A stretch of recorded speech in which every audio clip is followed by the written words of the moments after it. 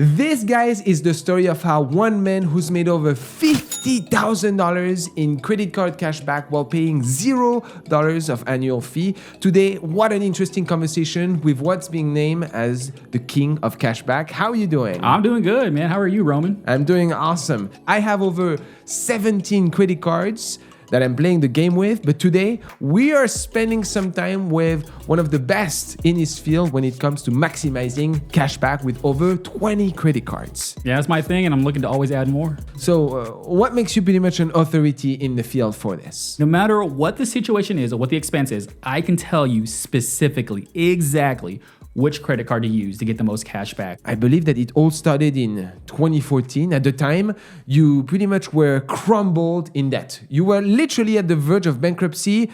I believe you had at the time almost $105,000 of debt. And not only that, your wife was about to leave you and you were unemployed. What the heck happened at that time? We were crumbling in debt, and a lot of it I would blame myself. It was kind of like my fault, and it got to a point where I was on antidepressant medication. It was a nightmare. Oh, it was definitely a nightmare. I was sitting there one day and I was like, I'm going to go look at my finances. I haven't really looked at it in a long time. And so I started calculating everything, compiling everything up. And so I was like, hold up, how much debt am I in? And how much am I owing in interest? And so when I saw those numbers, I was like, all right, dude, no, game over. We're cleaning this up right now. And so you pretty much roll up your sleeve, said, screw that, I'm not going to be taking advantage of the system. And you cut everything. You started the survival mode. What happened? So we saw like all of our debt, and my wife isn't really all that great with finances, right? And so I was like, hey, we got to cut some things out, okay? Some things got to go. Like your nails, gotta go. I'm sorry, boo. Like I still love you, but you don't, like white toes, great, but like we can skip it, Yeah, just started cutting things out of our budget. And I think, because we were like blowing our money. Bars, clubs, traveling. I mean, you name it. We were living the high life. And so you pretty much go through that debt repayment. It takes you a little bit of time to catch up on that. A few events happen. Your car, you get totaled. Boom, that's debt out of the way. Doing extra hours and just cranking everything you can. But at some point, this is a crucial element in our story, guys. You receive something in the mail that completely changed your life. I sure did. So I've been using the credit cards this whole time, right? Racking up debt. Capital One sends us our check for our rewards, and that check was $1,800. And then that was the moment I realized, like, hold up. So the Quicksilver only gets 1.5% cash back. We spend most of our money dining and groceries. If I would have used the Saver card, I could have doubled that. Instead of getting an $1,800 check, I would have gotten a $3,600 check. And that was pretty much the lighting moment where you're like, wow, I've been missing on something. Cashback is a crazy opportunity when it comes to, kind of being optimizing your finances. And you've spent hundreds and hundreds of hours studying the game. What did you do? I did. I just went straight to Reddit, man, finding like good combinations. But also what I did was I had to take a look within. What are we spending our money on the most? And which cards are going to give us the best opportunity to maximize those rewards? That's right. I mean, myself, guys, I have 17 credit cards, and I feel like my game is decent, right? I have a mix of cards that I pay annual fee, and I'm going to give you kind of the juice about my own combination. It's not rocket science, but I believe over the course of last year, I've saved around $5,000 to $6,000 myself just by using credit cards. Now, it's not for everyone. Please keep in mind, if you have any form of credit card debt, I'm not encouraging for you to take any more. But if you're in a position where you're just spending money and instead of using a debit card, you have the solid back to being able to be responsible with your payments, then opens the game of cashback. Sure does. And that's why you dived right in, opening cards like no tomorrow. Today you're showing with 20 cards, an insane credit score of over 817. Yeah, fun fact, I beat you by 1 point. That's right. Gosh, we saw that. How do you organize your game? What's the game here? So my game is I'm going to pay 0 in annual fees and I'm going to try to get as much cash back as possible. So right now, the top of the line is about 5% cash back. So what can I do to get 5% cash back on anything and everything that I do? And for doing that, you're pretty much not really carrying all the cards physically in hand, but you all have them on your phone, ready to go for each of the spending category. Walk me through kind of your strategy. Exactly. So I got 2 phones, right? This is the main card. This is the side cards. But my wife hates it because sometimes I tell people, well, it's the main chick, side chick. So sorry. So pretty much, yeah, you just got to know what categories you're spending on. So I know the cards I got to use depending on what the category is. For example, groceries, okay? And also, you don't got to know what card to use. You got to know what quarter it is as well. So right now, we're on the first quarter of 2025, which means on the Chase Freedom Flex, I get 5% cash back at groceries. So personally, myself, guys, our friend here is paying $0 of annual fee. I'm okay to pay $99 with the American Express Cash Preferred that gives me 6% cash back on groceries, because you don't always have the grocery rotation. When it's out of the quarter on groceries, what do you use? City Custom Cash is the category for groceries. What does that give you back? So it gives you 5% cash back on groceries, or pretty much there's like a group of categories that you can choose from. I only specifically swipe it at the grocery store, but only up until $500. So the other thing is we're very bougie. So we shop at Whole Foods. So we use the Amazon card for 5% cash back. That's right. The custom city card allows you the chance to get 5% up to $500 on a category that you select. If you combine that with the Amazon Chase Prime, you get also 5% on Amazon.com and on Whole Foods, although not everybody, buys at Whole Foods, but to you, that's pretty much your primary place of purchase for groceries. Moving on to other crazy tricks and spending categories, where else do you get? We still got to eat out, right? So right now with this quarter, we're using Discover It for 5% cash back at restaurants. But if it's not in a rotating category, then we use either the Saver, the Capital One Saver, or the Chase Freedom Unlimited that gives us 3% cash back. What makes you take the decision between using either of those? Yeah, I like to think of it as like our kids, and sometimes you just got to give each kid a turn. Like, oh, hey, Saver, it's your turn. Oh, Freedom Unlimited, now it's your turn. Okay, any other categories? Oh, yes, outside of groceries and restaurants, got to spend money on gas, right? So we use the Bank of America customized cash rewards card for 3% cash back. That's our category that we pick for that card. Also, everybody pays bills. So we use the US Bank card to pay for all of our bills for 5% cash back on all of our bills. No way. Yeah, 5%. And that bills includes what? Like your electricity, water, phone? Streaming. You get 5% cash back on streaming. There's also another category in it too. We get 5% cash back on fast food. So there's a difference between, so also you got to know, is it a fast food? Is it a restaurant? How is the business coding it? So based on how they're coding it, based on the card I use. You even have one that I personally love myself as well. That is a brand new player in the space for real estate, either your mortgage or if you have rent. I love it. It's called The Built Card. The Built Card, guys. What does it give you? So you get 1x back by paying rent. Because see, for a long time, like rent was the only thing I was not making money on. Then they came out with a Built Card, and now we're getting 1x point every time I pay my rent. I'm not even doing anything, and we're flying to Orlando for free, all because I'm paying rent. And that, guys, is a premium partner on the channel. I invite you guys to check out the link below. No jokes, they have such a great offer right now for you. Anyone is paying rent, check it out below, assuming that you're responsible with your cards. Let's keep pushing the boundaries of credit card cashback. Where else or what other categories do you also have? Well, sometimes there's like a catch-all category. So for example, like sometimes unexpected things arise and you can't get a 5% cashback category. So everybody needs at least a base 2% card. Our choice is the Wells Fargo Active Cash Card. Why?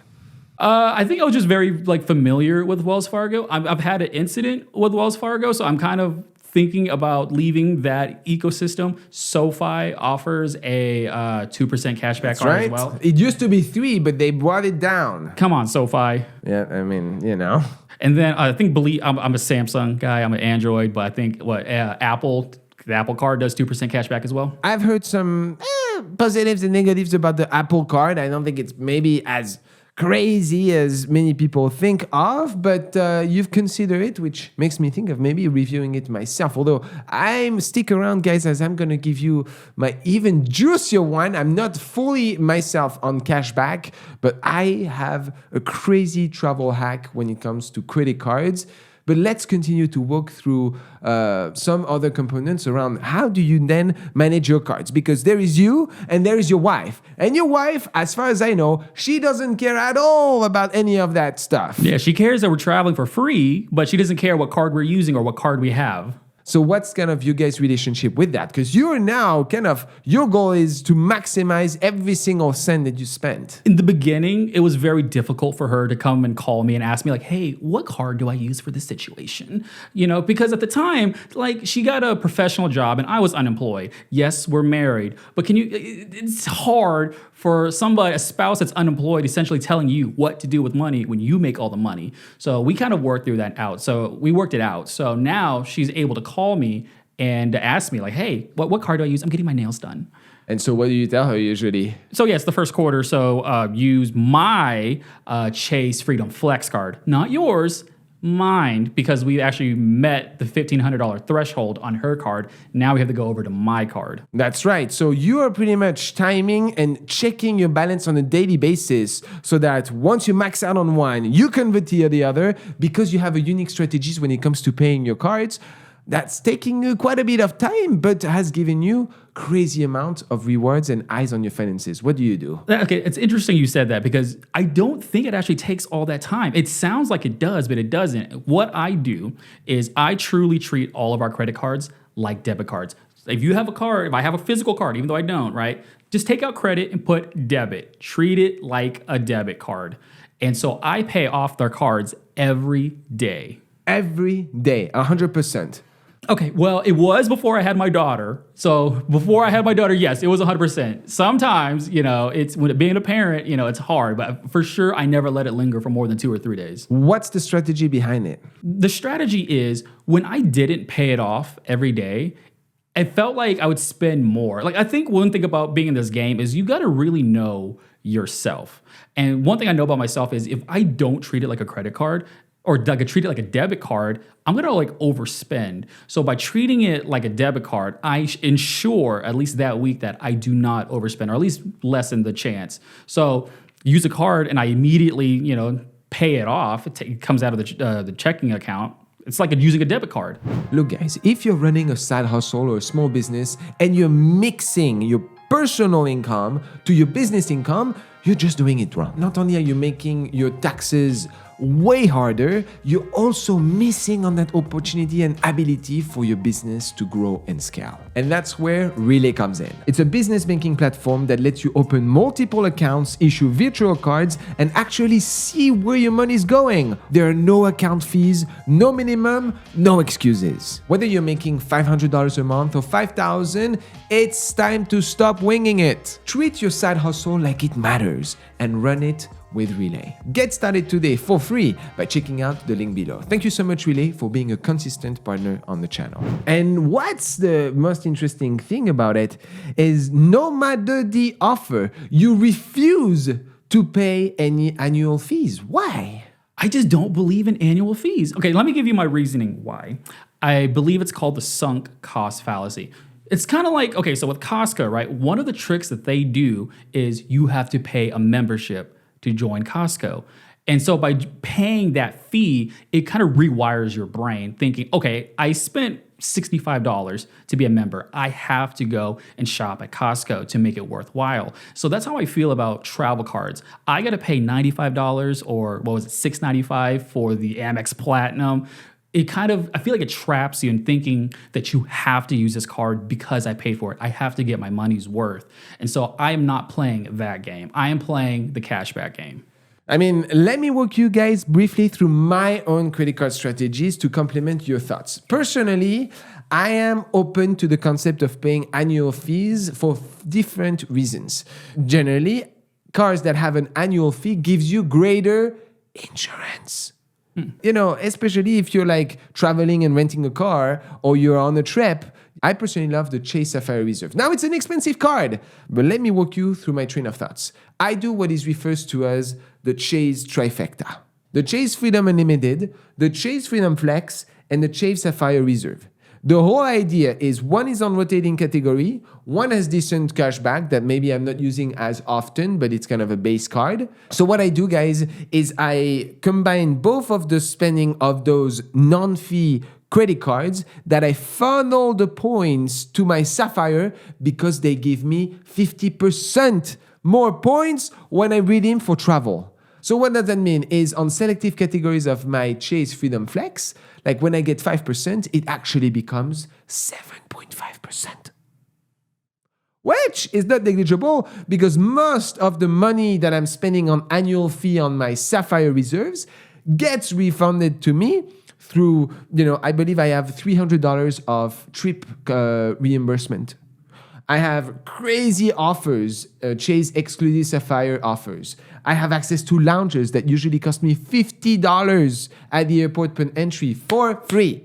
So that's pretty much for the most part what I do. I have my American Express for 6% on groceries, and everything else is funneled through my Trifecta on Chase that gives me an average of between 4.5 and 5% cashback, although there is a fee. Fair. That was a great point that you make. But do you travel often though? I try to. Well, you try to. That's what I'm saying. Like most of the time you don't. And so you're still paying a fee and you might not even travel that year. For me, what my strategy is, and I'm not saying I'm opposed to travel cards. I'm probably eventually going to get a travel card in the future. So let me just kind of tell you what I'm doing right now. So my daughter right now, 2 years old, I refuse to put her on a plane because I know she's gonna be screaming. And I know people are saying like, hey, it doesn't matter that she's screaming. Like for me, I hate being that parent with a screaming kid. Like it's just me. I just hate being that parent. But also too, we're not gonna be traveling anytime soon. I think for right now, with all the cash back that we have now, we're actually going to go to Disney World and take her to Disney World for free when she's 8. And, an interesting take, because what you're doing as well is you're going to the extent of recording every single cent on an Excel sheet for you to keep track and further optimize yourself. In fact, remember, guys, when we said that our friend here had over $105,000 of debt? Well, what you did is you paid a lot of that debt using cashback. So one of the things that made us become debt-free is we used our cash back to pay off the last portion of my student loans, and that is actually how we became debt-free. That's right. That doesn't mean, though, that we encourage people to spend money. You were still extremely frugal. Mm-hmm. You were just very thoughtful and intentional about how you approach that system. Right, because before then, we had made so many mistakes with money. And so by the time we actually were going to use that cash back to go to Hawaii. And so we got the plane, got the hotel, we were going to do everything. And then I had to look in the mirror and I had to tell my wife, I was like, listen, we haven't really been smart with money. And we've been on this debt-free journey for 2 years. We have the $6,500 right here from the cash back. And we have $6,500 left in the student loans. I think the best and the smartest thing to do is to pay off the student loans to become debt-free. And now when we review your most recent statement, you have almost $15,000 of cash back. You're making good use of this money, investing it for you and your family future. No, yeah. And I believe also that there is one very unique thing that, Steven, you do with one credit card, what that is. So that card is the Quicksilver card. So that card only gets 1.5% cash back. And I think previously, every card has gotten at least 2, 3, or 5%. So like, why am I talking about a 1.5% cash back? So as I said, I physically don't have all of my cards. Again, I refuse to swipe. But especially though, I refuse to put my actual 16-digit card online if I'm making an online purchase. So the Quicksilver card, what they have is virtual cards. Meaning if I don't trust you or if I have to make a payment online, you're getting that virtual card. That's right. So our friend here is pretty much using a temporary card number that gives you the opportunity to pay without having the backsplash of you being, fraudulent with paying online. Exactly. I believe though there is a card that if you guys are willing to take some risk, I personally am okay with that risk, that gives you 3% back on online purchases. And I believe that's the PayPal card as well. That's 0% annual fee. I'm a man of principles. I'm not going to pay an annual fee, and I'm not going to put the actual credit card number online, even if it is 3%. Like earlier, I could have gotten 3% cash back on my Spirit flight, paying for the internet and just upgrading my seat. But again, I'm a man of principle. I gave him the virtual number. It's not, not that I didn't trust Spirit, but like, you're just not getting my actual real card. You've come to a place where you have over 20 credit cards and your credit score is crazy. People think that, this would completely obliterate your credit score. How has been your strategy with building those cards over time? So yeah, one of the strategies that we implement is how often we open cards. Because if you open up too many cards at once, it's going to get flagged. So generally what happens is I sign up for a card. 3 months later, my wife signs up for a card. And then 3 months after that, I sign up for a card. So really, we're only getting about 4 to maybe 5 new credit cards a year. And so that doesn't really flag the system. But also, too, the biggest factor, I would say, with the credit card, your credit score, is utilization. So we keep, even though we pay off everything every single day, there still gets reported. Some of it still gets reported. So my credit utilization is well under 1%. So again, you just gotta be very strategic on when and how you use your card. Now that you have 20 cards, there is this almost requirement that we believe in, that you need to at least have an expense that hits those on a yearly basis so that they don't deactivate. How do you handle that? There comes a point where a card becomes obsolete or another card gives better rewards. So for example, I'm going to be getting another Citi Custom Cash, and that's going to be for gas. So the Bank of America Customized Rewards card is going to be obsolete. So banks want you to be active, right? So what I do is eventually I'm going to use that card once every 6 months. I'm going to buy a candy bar, and I'll call it the candy bar method. So that allows you to keep your card open and making sure that they don't shut it on you, especially if you have cards that have a very long history on your credit score. You want to make sure you maintain them alive because they weigh so much. Oh yeah, do not close your cards that have like a long history. Like my friend did that and it drove me up a wall. You lost a decade of history. How do you think about like those departmental cards? Like the Forever 21, the Macy's, the Home Goods. What are your thoughts on those? I have a visceral reaction to department cards. What do you mean? So I think I had mentioned before that my wife, started working as a nurse. I was unemployed. Again, even though we're married, okay, it's just something about like an unemployed spouse making all the financial decisions. So I had a strategy going in when we started this game, and she unilaterally went to Torrid and signed up for a Torrid credit card behind my back. How did you feel about it? Not good. As a married couple, we're supposed to make decisions together. Granted, yes, I did make unilateral decisions, but when we were dating, okay, we were married at this time. At some point, you were so committed to the game. I remember you telling me that this almost broke you guys down. It did. It really did. It's just because, when a spouse just makes a unilateral decision, I think it's just more of a sign of or a lack of respect. But we got through it, and now the Torrid card is, I'd call it like our ugly red-headed stepchild.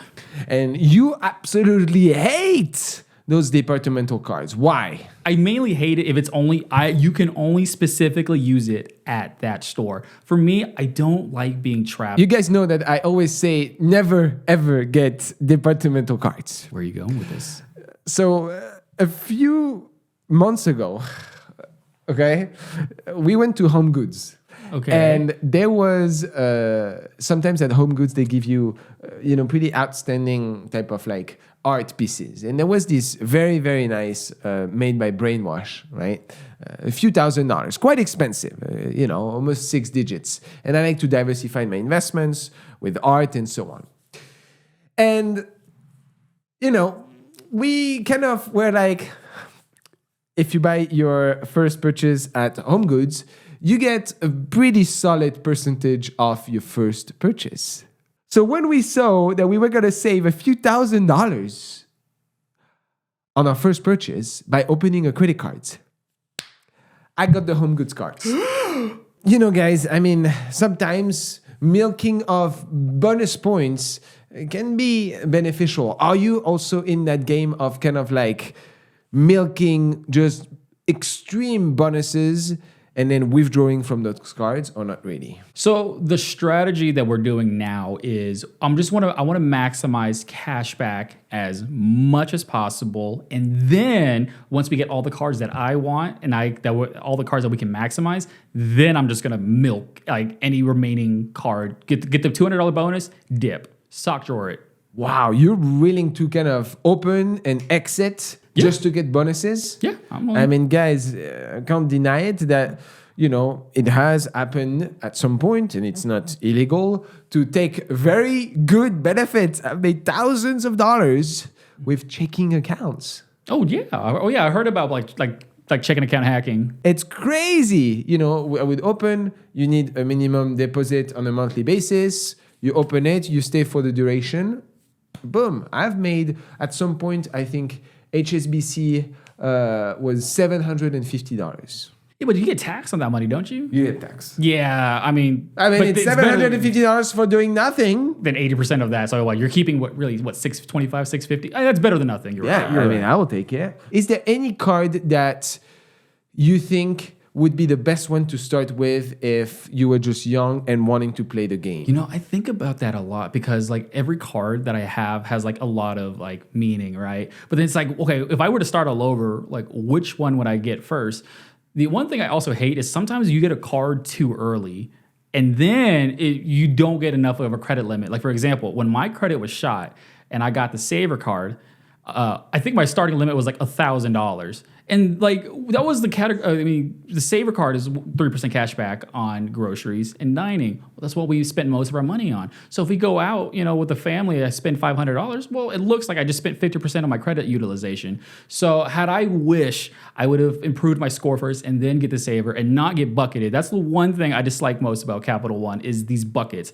And even though I have an 817 credit score, they are only giving me like $100 credit limit increase every 6 months because you call them. Yeah, I call them. I do the thing on the app. Like, and every time I call them, they give me the same spiel. Like, oh, you know, this, like, we don't have buckets. You know, like this is the best offer we can give you. But if I signed up again for the Saver card, then I'd probably get a way bigger limit. And so, like, that's just the one thing I dislike. So if I were to start all over, I might have to go with, I think Discover might be a really good card to like get started off with. So that way you kind of learn about like the rotating categories and maximizing all that.